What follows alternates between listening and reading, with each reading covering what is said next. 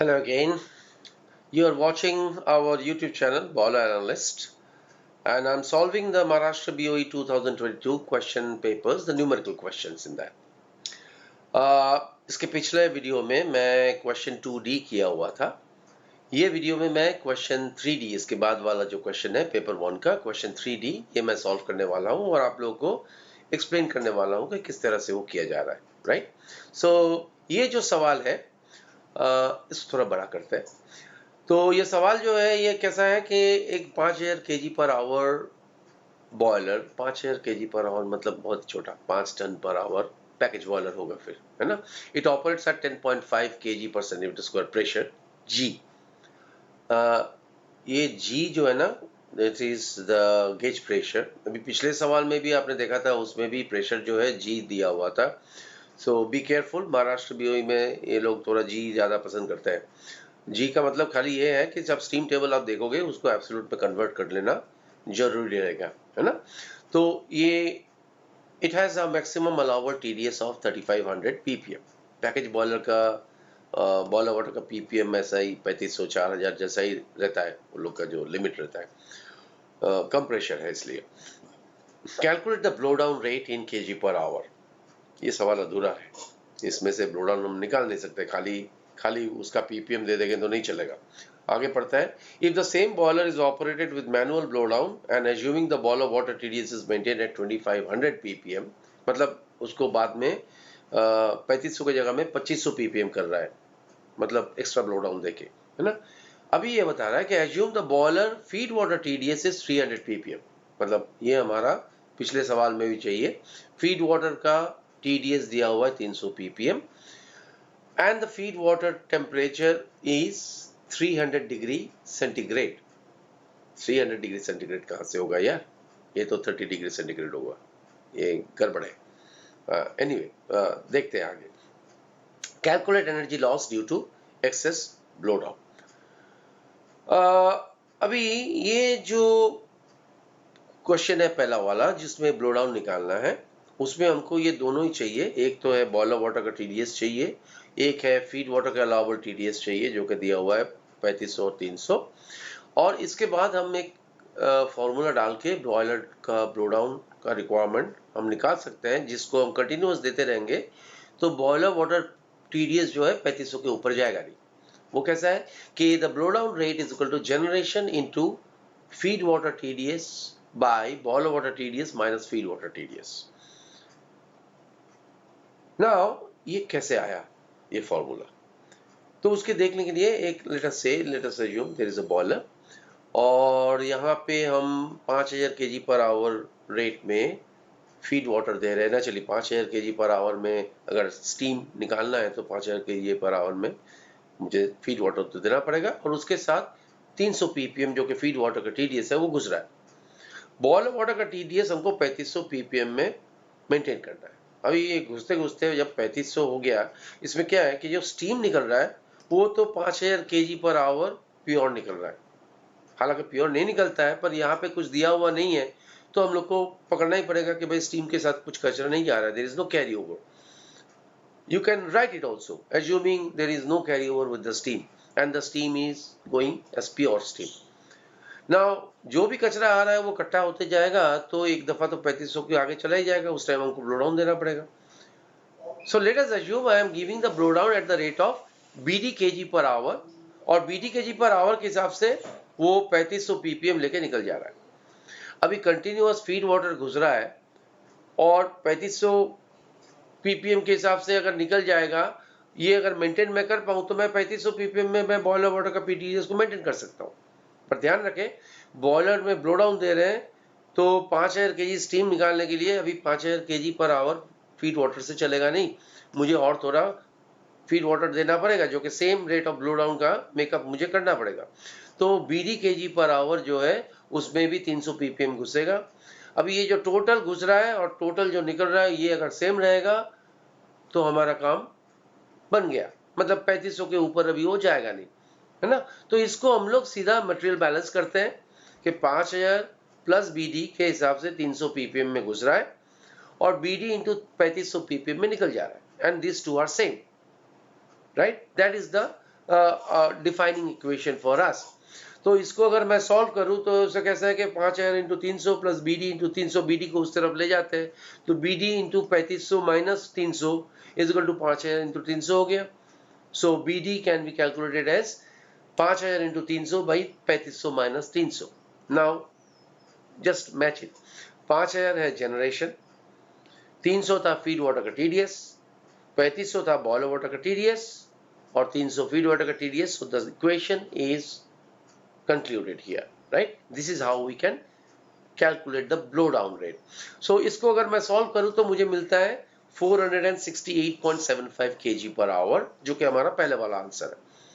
ठीक है, अभी हम ये दूसरा वाला क्वेश्चन को देखें जहां पे हमको 3500 की जगह में 2500 ppm मेंटेन करते हैं तो जो एक्स्ट्रा ब्लो डाउन होता है उसके लिए जो एनर्जी लॉस हो रही है वो हमको ढूंढने के लिए बता रहे हैं, है ना। तो ये अगर मैं सेम वही बीडी वाला इक्वेशन कैलकुलेट करूं, अभी खाली मुझे 3500 की जगह में 2500 रखना है तो सेम वो मैं दिया BD into generation into feed water TDS by boiler water TDS minus feed water TDS. So that will come to 5000 plus BD into 300 घुसेगा equal to BD into 2500। So BD into 5000 by 300 by 2500 minus 300 आ गया और ये आता है हमारा blow down का rate total 681.82 kg per hour, 681.82 kg per hour. So now we are having more blow down, so we can calculate the excess blow down. 3500 में जो था 2500 में जो करना पड़ रहा है that comes to 213.07 kg per hour excess blow down. अभी ये एक्सेस ब्लो डाउन की वजह से मेरा एनर्जी लॉस कितना होगी? तो ब्लो डाउन में एनर्जी लॉस कौन से होती है कि भाई हम जितना भी हीट दे रहे हैं पानी को वो बॉयलर वाटर का कंडीशन में पहुंचने के लिए, बॉयलर वाटर मतलब ड्रम में तो पानी सैचुरेशन टेम्परेचर में रहता है, उसका मतलब है उसका जो एंथैल्पी रहता है that is the specific enthalpy of saturated water. और हमने जो फीड वाटर दिया था वो जो भी टेम्परेचर में दिया था वो जो एंथैल्पी लेके आया था, ये दोनों का जो डिफरेंस है ये डिफरेंस वाला हीट हमने दिया है। अभी ये ब्लो डाउन अगर मैं फेंक रहा हूं and that we have to assume that there is no no blow down, that is what we call it is basically हम लोग वहाँ पे एक टैंक डालते हैं, है ना, तो उसको फ्लैश करने के लिए so there's a it's called flash recovery tank, उसमें से हम लोग कुछ सेव कर सकते हैं। बट इन दिस केस ऐसा कुछ बताया नहीं है, so we have to assume कि भाई ब्लो डाउन का पूरा पानी ड्रेन में जा रहा है तो जितना भी हमने हीट दिया था that is the energy loss, है ना। सो यहाँ पे हमने जो 213.07 kg पर आवर एक्स्ट्रा दिया था that multiplied by the enthalpy of the saturated water in the drum minus the enthalpy specific enthalpy of the specific मतलब kilo calorie per KG, 1 KG पानी का जो एंथैल्पी होती है multiplied by mass of total mass of water.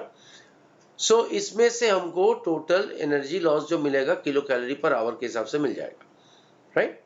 यहाँ पे जो specific enthalpy of saturated water है इसको निकालने के लिए मुझे स्टीम टेबल रेफर करना पड़ेगा जो कि 10.5 kg पर सेंटीमीटर स्क्वायर, जी को एब्सोल्यूट करने के बाद दैट विल कम टू 11.533 एटा। उसका करस्पॉन्डिंग जो specific enthalpy of saturated water यानी कि HF है, ये मैंने ये स्टीम टेबल देखने वाला चीज जो है ना मैंने एक बताया है आप लोगों को, एक वीडियो यहाँ पे है मेरा यही प्लेलिस्ट में BOE का न्यूमेरिकल का प्लेलिस्ट में कि how to see the steam table, how to refer a steam table, आप लोग देख लीजिएगा, वो बड़ा इजी है, कुछ नहीं है उसमें, है ना। So you have to calculate the saturated enthalpy of water from this. और ये जो specific enthalpy of feed water है इसको कौन सा लेंगे, 300 डिग्री तो नहीं हो सकता है। अभी मुझे एक डाउट लग रहा है कि ये लोग है ना, आप लोग को मैं पिछले वाला जो क्वेश्चन सॉल्व किया था उसमें आप लोग को याद होगा कि इसके ऊपर वाला जो 2D वाला क्वेश्चन है उसमें 160 को काट के ये लोग 30 डिग्री का लिखा हुआ था। अभी ये जो क्वेश्चन पेपर है ये किसी ने हम लोग को शेयर किया है, उसी ने ये चीज काट के किया हुआ है तो हम वही पकड़ के चल रहे थे। But as an afterthought मुझे लग रहा है कि ये कुछ गलती हो रही है मुझे, क्योंकि यहाँ पे आप बॉयलर का कंडीशन देखो, ये 100 kg पर सेंटीमीटर स्क्वायर प्रेशर में 500 डिग्री सुपरहीटेड स्टीम जनरेट कर रहा है। तो हालांकि ये पावर बॉयलर होगी, और पावर बॉयलर में यार बाकी कुछ नहीं है, तो एक एलपी हीटर, डीएरेटर, एचपी हीटर ना भी हो, एक डीरेटर तो होगा ही। तो 30 डिग्री तो फीड वाटर का टेम्परेचर हो ही नहीं सकता है।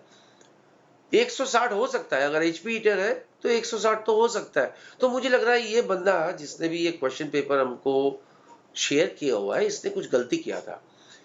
वो हॉल में, एग्जाम हॉल में जो एग्जामिनर है, उन्होंने बताया थे कि correct the feed water temperature to 30 degree centigrade. वो एक्चुअली क्वेश्चन 4D के लिए बताए थे, 3D के लिए। ये बंदा क्वेश्चन 2D का वो काट के 30 डिग्री कर दिया है, unfortunate, but I think that is the possible cause, है ना। तो हमारा जो ये है टेम्परेचर है, ये 300 डिग्री सेंटीग्रेड नहीं है, ये 30 डिग्री सेंटीग्रेड है। सो अगर 30 डिग्री होता है तो उसका स्पेसिफिक एंथैल्पी है क्या कि 1 kilo calorie per KG degree centigrade, उसको स्पेसिफिक एज्यूम करें, जो कि हम कर सकते हैं, तो 30 किलो कैलोरी पर केजी होता है।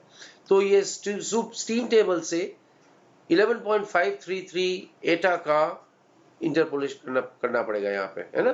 तो उसमें आता है 187.83 किलो कैलोरी पर केजी, और 30 डिग्री का फीड वाटर का आता है 30 kilo calorie per kg. So our excess energy loss because of additional blow down to maintain the boiler water TDS as 2500 ppm is coming to 33,628.84 kilocalorie per hour, है ना।